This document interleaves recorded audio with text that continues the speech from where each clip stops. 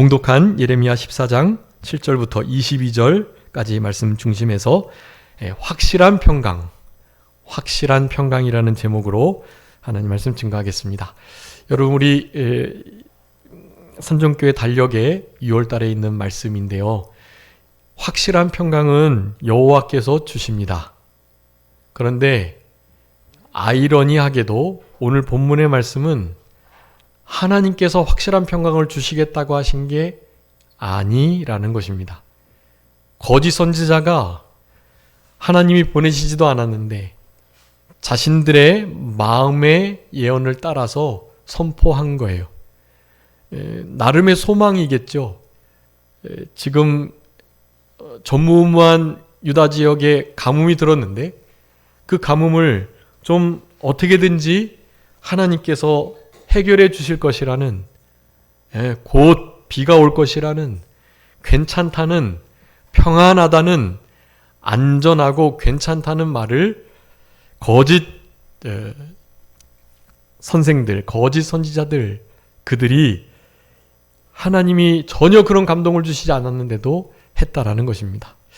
여러분, 이것이 현 시대를 반영하는 아주 중요한 본문의 말씀이라고 할 수 있겠습니다. 우리 한 해 동안에 이제 하나님이 주시는 확실한 평강 속에 살아가기를 원하는데요. 하나님의 확실한 평강은 다르게 주어지는 것이 아닙니다. 우리 요한복음 16장 33절에 있는 말씀처럼 어떻게 할 때 평강이 주어지죠? 어떻게 할 때요? 예수 그리스도 안에 있을 때. 여러분, 그때는 환난이 닥쳐도 예수 그리스도 안에 들어가기만 하면 우리 주님의 그 환난을 누리고 살아갈 수 있는 것입니다. 여러분, 그 환난이 필요해요. 거짓 선지자들이 말하는 괜찮다, 괜찮을 거야, 이제 평화의 시대가 도래할 거야. 여러분, 우리나라 남과 북이 나눠져 있는데 마치 통일이 될 것처럼, 평화 통일이 이루어질 것처럼 그렇게 이 세대를 호도하는 정치인들이 많아요. 여러분, 그런 것을 조심해야 하고 마치 오늘의 말씀과 꼭 같습니다. 저들은 이렇게 하면 확실한 평강을 얻을 수 있다라고 말하지만 그것은 거짓말이에요. 거짓이에요, 거짓. 그 거짓으로 다른 무언가를 취하려고, 얻으려고 하는 것입니다. 경각심을 가지고 날카롭게 현실을 주목할 때 자신들의 마음대로 할 수 없거든요. 그러니까 괜찮다, 평안하다, 평화의 시대다. 이제 전쟁을 그치고 종전 선언하고 종전 협정 맺고 그렇게 이제 함께 한반도가 앞길을 모색해야지. 언제까지 이 전쟁의 국방력에 이렇게 세금을 허비하면서 이러고 있을 수 있느냐라는 말을 하는 거예요. 여러분, 남쪽 유다 나라도 똑같았습니다. 네, 북쪽 이스라엘을 향한 반면교사는 삼지 않고요, 그 주변 지역, 주변 나라들을 의지하고 정치적으로 이렇게 모색하면서요, 그렇게 괜찮다, 평안하다라고 살아갔던 저들이었어요. 여러분, 오늘 본문에서는 그것을 어그러진 길이라고 표현합니다. 네, 어그러진 길. 굽어지고 어그러지고, 네, 굽어버리고 구부러지고 어그러진, 뒤틀린 그런 길을 사랑하고 좋아했고, 거기서 발길을 전혀 돌이키려 하지 않았던 이스라엘 백성들이었던 거예요. 여러분, 굽은, 어그러지고 뒤틀린 그런 길이 아닌 길은 우리 하나님께서 제시하신 길이에요. 시온의 대로, 그런 길이죠. 그런 길을 가야 하는데 전공법으로 다른 길을 계속해서 가려고 하는 거예요. 하나님께서 그런 이스라엘 백성들에게 예레미야 선지자 같은 귀한 하나님의 눈물의 선지자가 눈물로 기도하지만 그 기도에 응답을 안 해주세요. 도리어 예레미야야, 너 이제 좀 기도하지 마. 너 유다 백성들을 위해서 복 빌지 마. 그렇게 말씀을 하시는 거예요. 왜냐하면 하나님의 징계가 진노가 내려져야 하거든요. 그렇지 못하면 그런 선지자들의 중보의 기도를 듣고 하나님이 또 마음이 변하셔가지고 한 번 더 기회를 주시고 또 한 번 용서해주고 참아주시니까 이제는 그렇게 되면 안 되거든요. 하나님은 사랑하는 자녀들을 채찍질 하신다고 성경은 말씀합니다. 네, 진짜 버리지 않은 자식 하나님이 초달하세요. 회초리를 들고 징계하세요. 징계하지 않는 아비가 없다고 성경은 분명히 말합니다. 진짜 자녀를 사랑한다면 근실히 그리고 성실하게 초달을 하는 거예요. 네, 우리 주님께서 지금 그러시려고 이 말씀을 하고 계시고, 그렇지만 거짓 선지자들은 제목과 같이 아니다, 확실한 평강이 있다.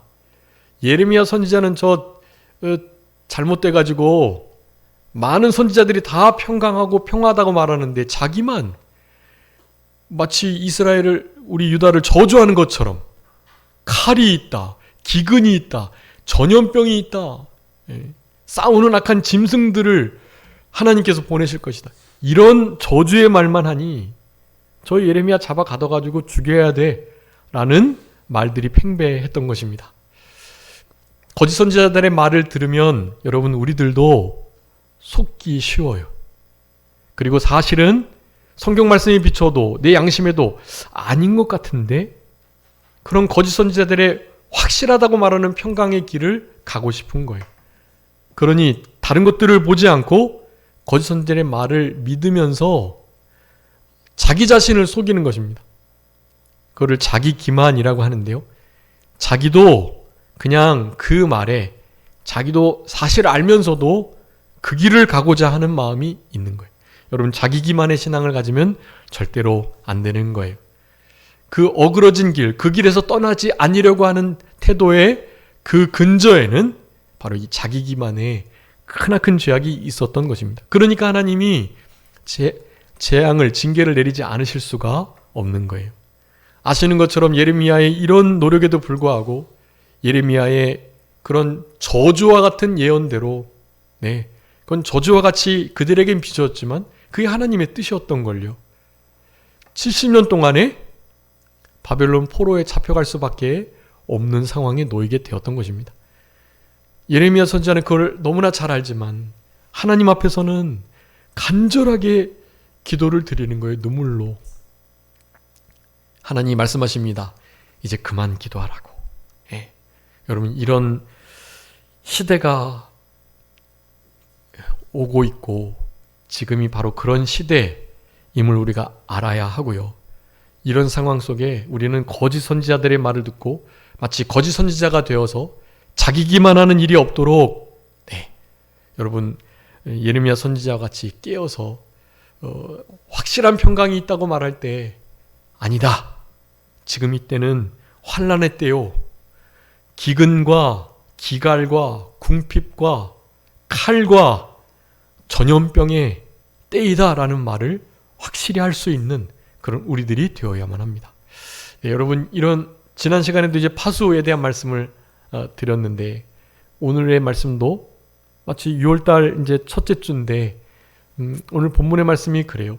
여러분, 여기 이렇게 보시면 여기 확실한 평강을 여호와께서 이제 주시겠다고 그렇게 이제 말씀하는데, 이 말씀이 이제 진짜 하나님이 하신 참된 선지자가 한 말이 아닌 것은 아시겠죠?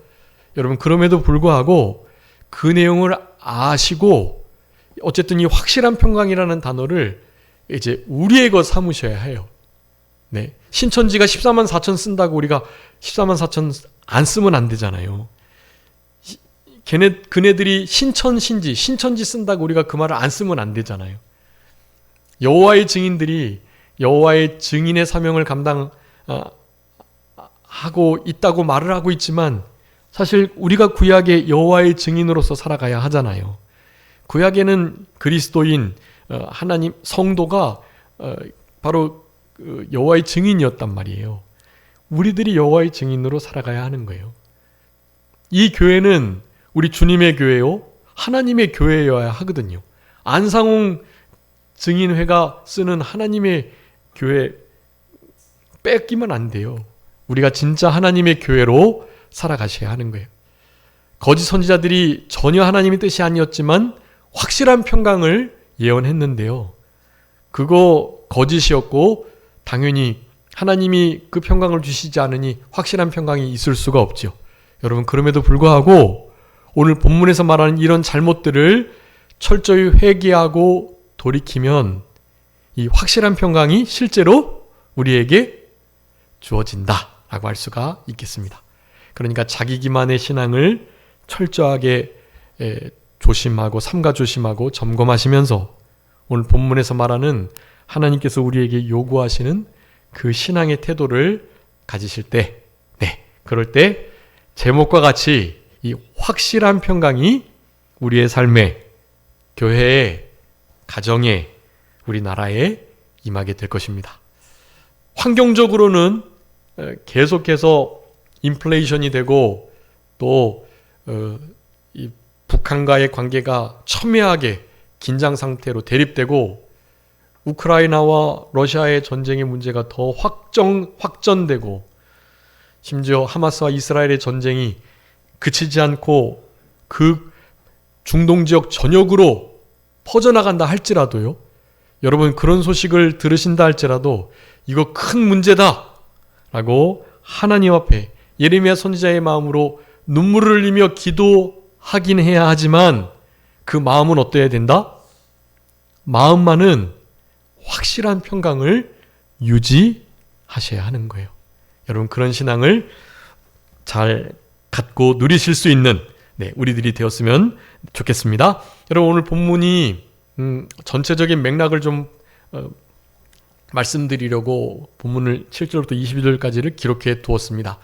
여러분, 이 확실한 평강의 맥락이 거짓 예언이었다라는 사실을 먼저 기억해 주시고, 그렇지만 오늘 본문에서 말하는 하나님께서 이스라엘 백성들에게 왜 이렇게 하실 수밖에 없는지를 말씀하시는 이스라엘 백성들의 죄악상을 보고 그 죄악상을 우리가 반면교사 삼아 따르지 않고 하나님이 원하시는 마음으로 신앙으로 살아가게 된다면 이 확실한 평강은 실제로 우리에게 이루어진다라는 사실들을 기억하시면서 그렇게 생각하셔도 돼요. 이 확실한 평강, 이것은 거짓 선지자들의 하나님이 말씀하시지 않는 잘못된 예언이었지만 이 확실한 평강이라는 단어를 우리가 취해야 한다, 취할 수 있다라는 신앙을 여러분 기억하시면서 오늘 본문의 말씀을 통해서 확실한 평강을 누리는 그건 우리들의 남은 생애가 되셔야 되겠습니다.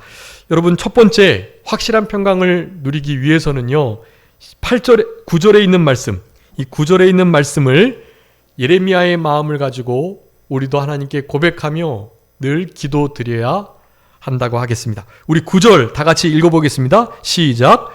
어찌하여 놀란 자 같으시며 구원하지 못하는 용사 같으시니까.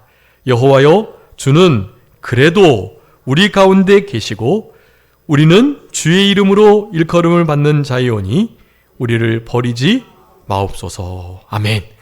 여러분, 이거 예레미야 선지자의 마음이 잘 담겨있는 그런 간절한 기도인데요. 그래도 우리 가운데 계시는 하나님을 확신하는 신앙, 이 신앙을 가지고 평강이 없는 그 상황에도 하나님께서 징계를 내리시기로 이미 작정하셨을지라도 이 마음을 가지고 믿음으로 가지셔야 된다라는 사실입니다. 어떤 마음요? 어떤 믿음요? 그래도 우리 가운데 계시다는 이 신앙요. 그래도 우리 가운데 계시옵소서라는 이 마음과 이 믿음을 가지고 하나님께 기도하셔야 해요. 여러분, 이제 저도 이제 노예 일과 또 노예 교회 일들 또 총회 이제 상임으로 여러 일들을 하면서요, 참 가슴 아픈 일이 많아요. 많고 우리 어떻게 해볼 수 없는 상황들이 정말 많더라고요. 그런 상황에 뭐 어떻게 하겠어요? 실제로 힘도 없고 아무런 능력도 없고 그런 일들을 해결할 만한 지혜도 없고. 근데 그 일들이 죄 때문인 거예요. 너무나 명확하게. 어떻게 해야 되겠어요? 아유, 하나님 저 죄 깨닫게 해주셔야 되니까 징계, 사랑하시는 하나님의 교회 자녀들이니까 징계하셔야지 어떻게 이렇게 해야 될까요?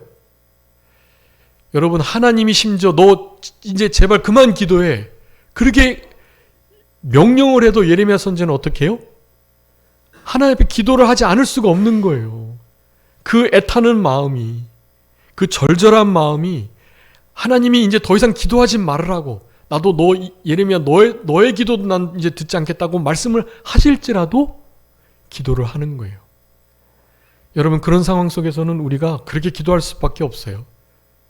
여러분에 속한 가정과 교회와 우리 산정교회를 위해서 기도하실 때에도, 산정교회가 여러 가지 어려움을 겪고 만에 하나 어떤 범죄로 말미암아 하나님의 징계가 임할 그때요. 여러분, 그때에도 어떻게 기도하셔야 된다고요? 그래도 하나님께서 우리 가운데 계셔주세요. 불쌍히 여겨주세요. 떠나지 마세요. 여러분, 우리 다윗 왕이 범죄하고 난 다음에 가장 많이 기도했던 것이 무엇인지 아시죠? 다른 건 잘 모르겠지만 주의 성령이, 주의 성신이 나를 떠나지 않으시도록, 나를 싫어하지 않아서, 내가 사실 어디로 가도 주님이 늘 나와 함께 해주셨는데 이제는 어디에서도 주님의 감동과 교통을 느낄 수 없으니, 안 계신 것처럼 계시니 제발이지 성신이 나를 버리지 마시고 나를 떠나지 마시도록 다윗은 그렇게 기도한 거예요. 여러분, 그래서 하나님께서는 진짜 다윗을 회복시켜 주셨습니다. 그런 크나큰 범죄를 하고도, 여러분 아시잖아요. 살인죄, 간음죄, 거짓말한 죄, 이거 하나님이 제일 싫어하는 죄. 이거 교만해가지고 왕 됐네 하면서요, 다른 사람들은 다 전쟁에 참여하는데 자기는 게을러서 그저 왕궁에서 늦잠 자고 일어나가지고 우리아의 아내 바세바를 보게 된 거였잖아요. 여러분, 그런 형편없는 왕이 어디 있어요? 그런 못된 왕이 어디 있냐고요. 그렇지만 그런 큰 죄를 짓고도 다윗은 그 이후에도 하나님 앞에 철저히 회개하여 회개의 열매가 맺히고 난 증거가 분명하고, 그 상황 속에서 우리 다윗이 어떤 것에 자기가 그렇게 왕으로서 명예가 실추되고 진짜 형편없는 자리에 떨어진 선지자가 그 모든 죄를 명확하게 알고 있었잖아요. 나단 선지자. 그 말을 듣고 즉시로 회개한 거예요. 다윗은 즉시로. 네, 정말 성군이라고 할 수 있겠습니다. 우리가 망하는 인생을 걷게 된다면 그것은 죄를 범해서가 아니라 죄를 회개하지 않았기 때문이라는 사실, 이것이 참 중요한 진리인 것 같아요. 다윗 왕은 그런 크나큰 죄를 범했어도 즉시로 회개했고 회개 합당한 열매를 맺었고, 그리고 그가 그렇게 두려워했던 건 다른 것이 아니었음을 우리는 알게 되는 것입니다. 주의 성령이, 주의 성신이 자기를 떠나는 것, 그거 하나만은 정말로 그거는 안 됩니다 라는 말을 우리 다윗 왕이 아주 절절하게 고백하는 것을 우리는 볼 수 있어요. 여러분, 그런 마음을 가지시고, 우리 예레미야 선지자의 이 마음을 가지시고 기도하셔야 합니다. 우리 가정과 가족들, 친척들, 친구들, 우리 교회와 노회, 특별히 교단, 우리 나라를 위해서 기도하실 때 형편없죠. 그렇지만 이 마음을 가지시고 기도해 주셔야 해요. 하나님, 그래도 우리와 함께 해주세요. 우리에게 함께 해주시는 임마누엘, 그 코람데오의 그 신앙을 우리가 잃어버리지 않도록 주님, 우리와 같이 해주세요. 우리 가운데 계셔주세요. 그래도 계실 줄 믿습니다. 그런 믿음을 가지고 생활하셔야 되겠습니다. 여러분, 법적으로는 당연히 안 떠나세요. 그런데 실제적으로는 주님이 그 범죄하는 곳에 계실 수 없어요. 그래서 더 이상 감동하지 않으시고 우리에게 감화 역사하지 않으시고요, 당연히 소멸되신 것처럼 그렇게 우리에게 역사해 주지 않으세요. 여러분, 그게 지옥 고통입니다. 하나님이 안 계신 곳이 지옥이거든요. 지옥 고통은 주님이 안 계신 것처럼, 숨어 계신 것처럼 느껴질 때가 그게 지옥인 거예요. 그게. 광야의 길이 힘든 것은 주님이 안 계신 것처럼 침묵하실 때이기 때문에 그렇거든요. 그럴 때 고백하는 겁니다. 그래도 주님 우리에게 함께 계셔 주세요. 내가 주님 손 놓고는 하루도 한순간도 살아갈 수 없는 곳, 거기가 광야니 그 광야의 길을 잘 지내기 위해서는 이런 기도를 드리고 이런 기도를 드리는 중보자들이 있을 때 그런 어려움들을 잘 헤쳐 나갈 수 있겠다라고 할 수가 있겠습니다. 여러분, 그 10절에 하나님 앞에 이렇게 기도를 드려도 하나님이 이런 감동을 주시는 거예요. 내가 왜 너희들에게서 떠나서 너희들에게 진노의 영을 붓고 천사를 보내가지고 칼과 기근과 연병과 전염병과 또 지진, 그리고 큰 해충, 한재, 그리고 오늘 본문은 이제 가뭄이에요. 가뭄.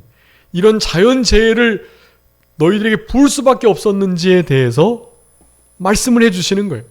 우리 10절 다 같이 읽어보겠습니다. 10절 시작.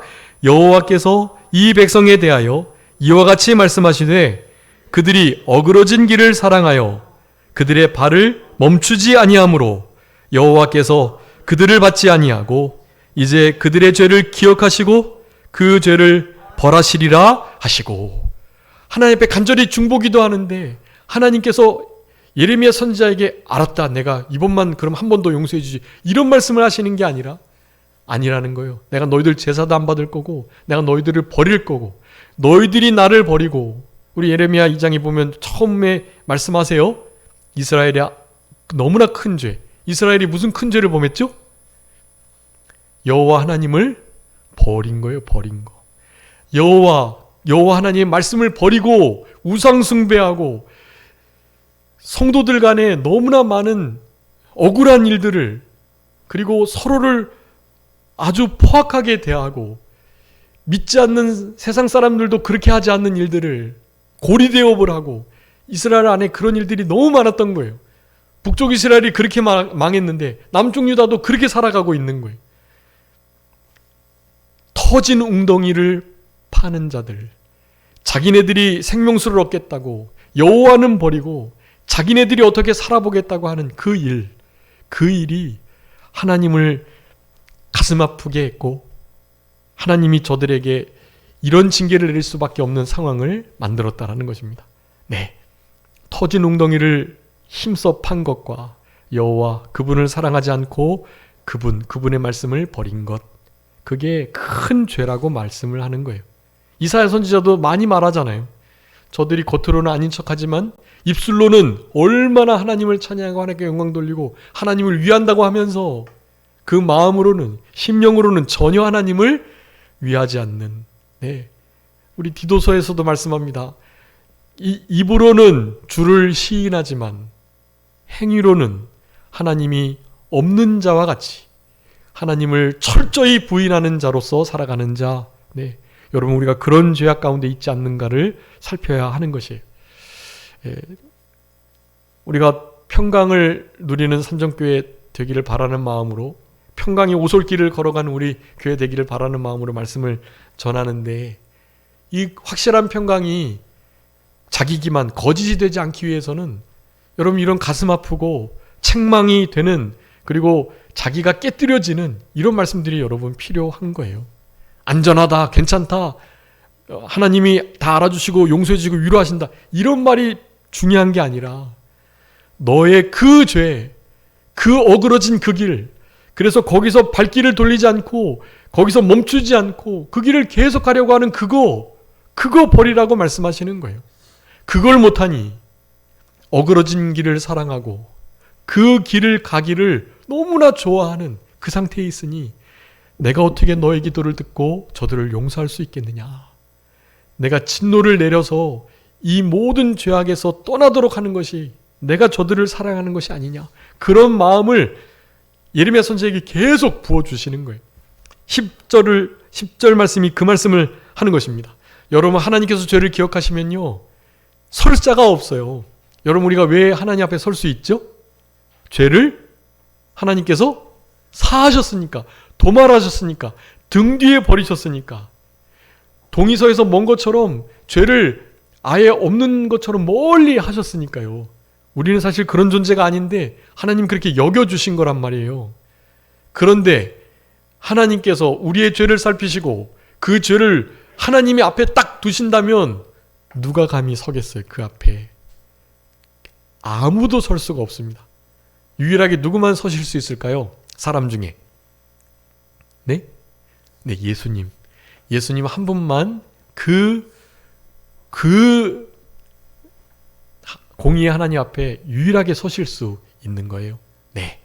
여러분, 그 예수님이 우리를 위해서 대신 기도해 주시고 예수님의 율법의 완성, 율법의 마침이 되신 그 예수를 믿는 믿음으로 전가된 의를 가지고 우리는 주님 앞에 설 수 있고 우리 성도님께서 지금 그렇게 하나님께 예배할 수 있는 것입니다. 그런 우리들인데, 참 존귀한 우리들인데 이런 책망의 말씀을 듣고 가슴 아픈 말씀을 들어서 조금 힘들긴 하지만 여러분 이런 말씀을 들으셔야 해요. 여러분의 삶 속에 그래도 주님 우리와 함께 계셔 주옵소서라고 기도하지 못했던 그런 상황들 앞으로 없도록 하셔야 하고요. 우리가 중보자가 돼서 우리 주님이 이사야의 말씀 분명히 하시잖아요. 내가 중재자 없음을 이상히 여겼다. 성 무너진 데를 막아서고 좀 이 새롭게 길을 수축할, 다윗의 무너진 장막을 회복할 하나님의 나의 사람들이 이렇게 없는가? 지금도 중재자를 찾으세요. 없으셔서 주님이 그 일을 지금 하고 계시긴 하지만 우리가 그 마음에 합하게 그 마음을 시원케 해드리는 우리들이 되어야만 하는 것입니다. 여러분 그 마음을 붙드셔야 돼요. 그 믿음으로 살아가셔야 우리에게 진짜 자기 기만 거짓이 아닌 진짜 확실한 평강이 임하게 된다라는 사실, 그러면서 중요한 것입니다. 주님이 죄를 기억하시고 그 죄를 벌하신다면 아무도 설 수 없으니 10절에 있는 것처럼 어그러진 길을 사랑하는 그 자리에서 그 발을 멈추지 아니하고 계속 가려는, 죄를 즐기려는, 어그러진 길을 좋아하는 그 자리에서 어떻게 해요? 떠나야 한다라는 것입니다. 네, 어그러진 길을 사랑하여 그 길을, 그 발을 멈추지 않고 계속 가려고 하는 이와 같은 상황에서 돌이켜야 한다라는 것입니다. 두 번째, 우리가 확실한 평강을 얻는 비결이에요.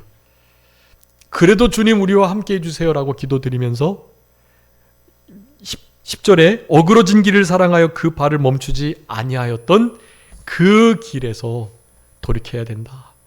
이 어그러진 길에서 옛적 길, 선한 길, 네, 시온의 대로 예수 그리스도 그 십자가의 도, 그 길을 가야 해요. 여러분 그 길은 어렵겠죠. 그 길은 항상 고난이 있습니다. 십자가의 길이고 피 없이 눈물 없이 갈 수 없는 길이에요. 여러분 우리는 그 길을 걸어가야 합니다. 우리 예수님이 그 길을 걸어가라고 명령하셨어요. 힘써 그 길을 들어가라고 하셨어요. 무슨 길이죠? 네, 좁은 길. 좁은 길을 들어가셔야 해요. 협착한 길입니다. 여차 잘못하면 발을 헛디뎌서 실족하게 되기 쉬운 길이에요. 찾는 이가 적습니다. 그 좁은 길, 협착한 길로 들어가는 문은 어떤 문이었죠? 좁은 문이었어요. 좁은 문. 넓고 큰 문이 아니에요. 좁은 문으로 들어가기를, 협착한 길을 걸어가기를 힘써라 라고 말씀하셨거든요. 여러분 마지막 때에 남은 자는 그 좁은 문, 협착한 길을 걸어가는 자입니다. 그 길은 결코 어그러진 길이 아니요. 어그러진 길, 진짜 사랑할 만한 길, 네. 거기는 찾는 사람들이 많고 왠지 살아있다고 말하고 말이죠. 네. 여러분 신앙은 이제 우리가 유튜브를 통해서 듣고 싶은 말씀들을 목사님들을 골라서 듣고 또 유튜브 구독을 하면 때마다 알림이 돼서 알람이 울려서 원하는 말씀을 보고 할 수 있습니다. 여러분 유튜브는 그 말 그대로 그냥 말씀을 예배를 보는 거예요. 예배를 보는 거. 여러분은 예배 본다라는 말이 옛날에 많이 있었지만 요즘에는 많이 안 쓰세요. 교회 용어 바로잡기가 좀 많이 광고가 돼서 예배는 보는 거다? 아니다. 드리는 거다. 근데 우리는 예배를 사실 유튜브로 본단 말이에요. 그 상황에서 마음을 다해서 예배를 드릴 수 있는 그런 믿음을 우리가 갖춰야 하긴 하지만 그거는 정말 유사시. 네. 일반적으로는 당연히 하나님의 성전에 나와가지고 예배를 하셔야 해요. 우리 저거를 좀 더 올려주세요. 추우셔가지고 다 그러신 거. 여러분 이거 사실 결코 작은 문제가 아닙니다. 작은 문제가 아니에요. 이 마지막 때에 진짜 쉽고 많은 사람들이 그렇게 가는 길을 가려고 한다면 여러분 이 거짓 선지자들의 자기 기만의 신앙에 빠질 수밖에 없어요. 여러분 이 어그러진 길을 철저하게 주의하고 그 길을 사랑하는 일에서 떠나가지고 그 발을 멈추고 거기서 180도 돌아서서 좁은 문 협착한 길을 걸어가는 그런 우리들이 되어야 하는 것입니다. 그런데 11절에 말씀하세요. 너희들 이 백성을 위해서 복을 구하지 말아라. 여러분 한번 예레미야 7장 16절하고 예레미야 11장이 두 번이나 이 말씀하셨어요. 7장 16절 한번 읽어보겠습니다. 예레미야 7장 16절 주보에 써 있어요. 시작. 그런즉 너는 이 백성을 위하여 기도하지 말라. 그들을 위하여 부르짖어 구하지 말라. 내게 간구하지 말라. 내가 내게서 듣지 아니하리라. 네. 11장 4절도요. 예레미야 11장 4절 다 같이 읽습니다. 그러므로 너는 이 백성을 위하여 기도하지 말라. 그들을 위하여 부르짖거나 구하지 말라. 그들이 그 고난으로 말미암아 내게 부르짖을 때에 내가 그들에게서 듣지 아니하리라. 그러면서 이제 오늘 본문에 말씀하시는 거예요. 이 백성을 위하여 복을 구하지 말아라. 지금은 복 받을 때가 아니라 나의 철저한 공의로운 징계를 받아야 할 때이니까.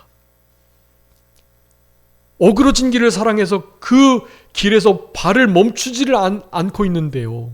어떻게 복을 받겠어요? 여러분, 우리가 이 길을 떠나고 이 길을 가는 자들을 철저하게 너 그렇게 되면 진짜 하나님의 징계를 받아. 하나님께서 어느 정도 참아주시지만 반드시 회초리가 올 거야. 제발이지 그 길에서 빨리 돌이켜라고 말씀해 주실 수 있어야 해요. 여러분, 그런 자들이 그때는 달갑지 않고 나한테 무슨 그런 저주의 말을 하는 거야? 하면서 뭐 그럴 수 있겠지만 여러분, 그런 자들에게 무엇이 임하게 돼요? 제목과 같이 확실한 평강이 그런 자들에게 임하게 됩니다. 여러분, 우리에게 하나님께서 말씀하시는 거예요. 복을 빌기는커녕 도리어 12절에 보니까 칼, 기근, 전염병 그들을 멸하겠다는 이런 준엄한 심판의 말씀을 하나님께서 예레미야 선지자에게 허락해 주십니다. 여러분, 이런 말을 들었을 때 어떻게 해야 되겠어요?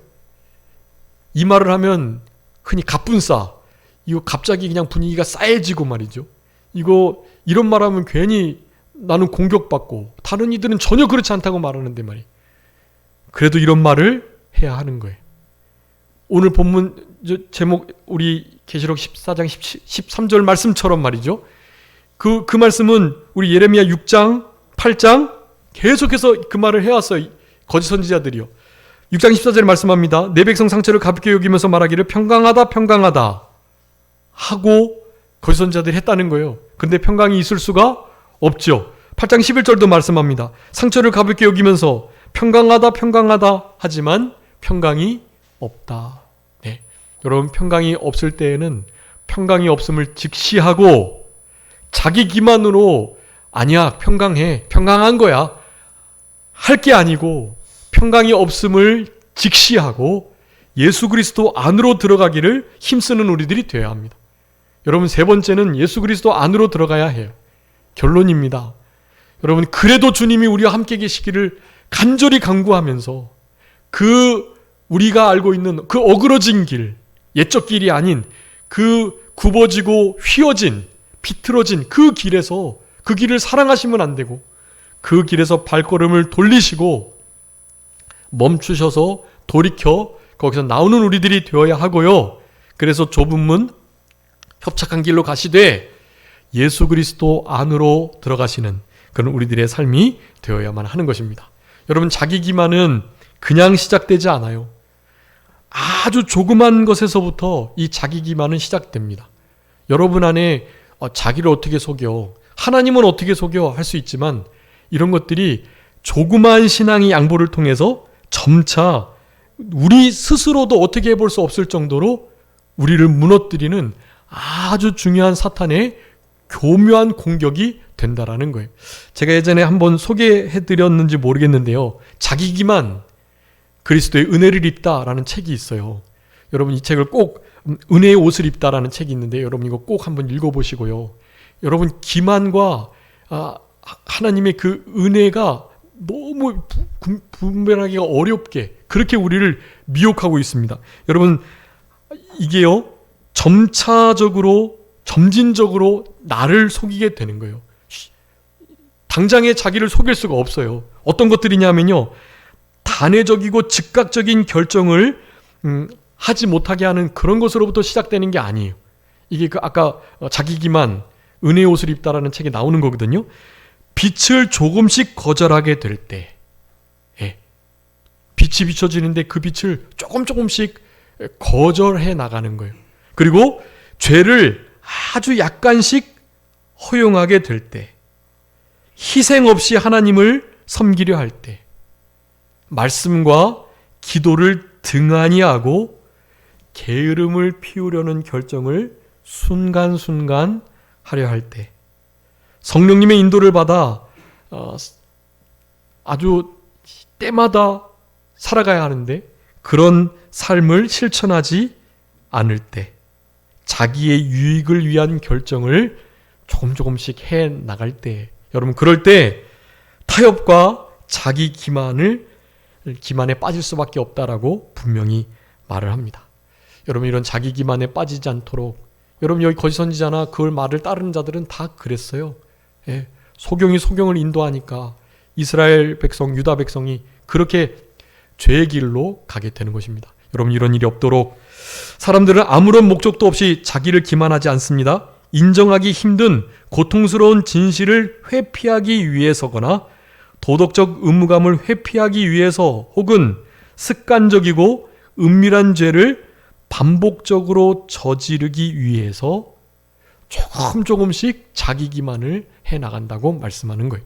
여러분 이런 것들을 경계하시면서 우리 오늘 본문에 나타난 세 가지 중요한 진리, 그 원리를 따라서 아무쪼록 우리의 삶 속에 우리 주님께서 원하시고 그렇게 바라시는 확실한 평강, 그 평강 속에 늘 승리하며 이 세대를 이겨나가시는 그런 우리 모두가 되어야 되겠습니다. 자, 기도하겠습니다.